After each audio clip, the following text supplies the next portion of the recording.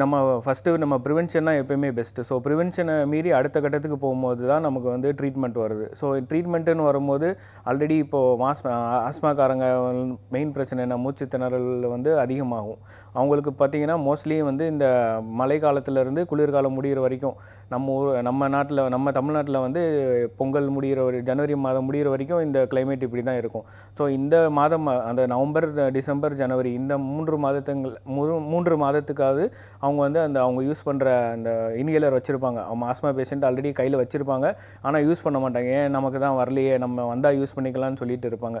ஆனால் இருக்குதோ இல்லையோ அவங்க வந்து கண்டிப்பாக இந்த 3 மாதம் கண்டிப்பாக வந்து எல்லா வருஷமும் அந்த இன்ஹேலர் வந்து யூஸ் பண்ண ஆரம்பிச்சிடணும். சில பேர் வந்து 12 மணி நேரத்துக்கு ஒரு வாட்டி வேலை செய்கிற மருந்து வச்சுருப்பாங்க. சில பேர் 24 ஹவர்ஸ் வேலை செய்கிற மருந்து வச்சுருப்பாங்க. ஆனால் எதுவாக இருந்தாலும் நல்லா தானே இருக்கும், எதுக்கு இன்ஹேலர் வந்து நம்ம யூஸ் பண்ணணும் அப்படின்னு ஒரு கேள்வி இல்லாமல் ரெகுலராக அவங்க யூஸ் பண்ணிகிட்டு இருந்தாங்கன்னா அவங்களுக்கு வந்து மூச்சு திணறலே வராமல் இந்த கிளைமேட்டு ஃபுல்லாக சமாளிச்சிடலாம். அப்படி பண்ணிகிட்டு இருக்கவங்க நல்ல ரெஸ்பான்ஸோடு இருக்காங்க.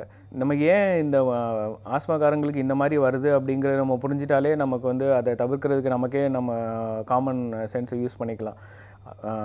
குளிர்ந்த காற்று போய் யூஸ்வலாக என்ன பண்ணோன்னா நுரையீரலில் உள்ள மூச்சு குழாயில் இருக்கிற சில செல்களை போய் தூண்டி விடும். அது தூண்டி விடுறதுனால நமக்கு பொதுவாக வந்து நுரையீரல் குழாய் வந்து இவ்வளோ பெருசாக நமக்கு இருக்குது அப்படின்னா பிராங்கியல் ஆஸ்மாக்காரங்களுக்கு வந்து அது வந்து சுருங்கிடும்.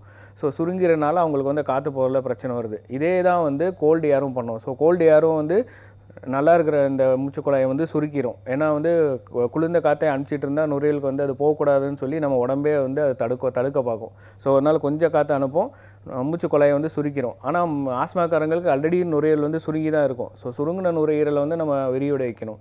ஸோ அப்போ என்ன பண்ணலாம் அப்படின்னா அவங்க கை கொடுக்குற ஒரே மருந்து வந்து அந்த இன்ஹேலர் தான். ஸோ அதனால தான் வந்து அவங்க இன்ஹேலரை வந்து யூஸ் பண்ணுவாங்க. ஸோ இன்ஹேலரை நம்ம ரெகுலராக நமக்கு பிரச்சனை இருக்குதோ இல்லையோ அடித்தோன்னா அந்த மூச்சுக்குழாயை வந்து அது விரிவடையவே வச்சுருக்கும். ஸோ எப்பயுமே சசுருங்கி இருக்கிற நுரையீரல் பெருசாகவே இருக்கும். அப்படின்னா அவங்களுக்கு வந்து அந்த காற்று வந்து தேவையான அளவு உள்ளே போயிட்டே இருக்கும், அவங்களுக்கு வீசிங்கே வராது.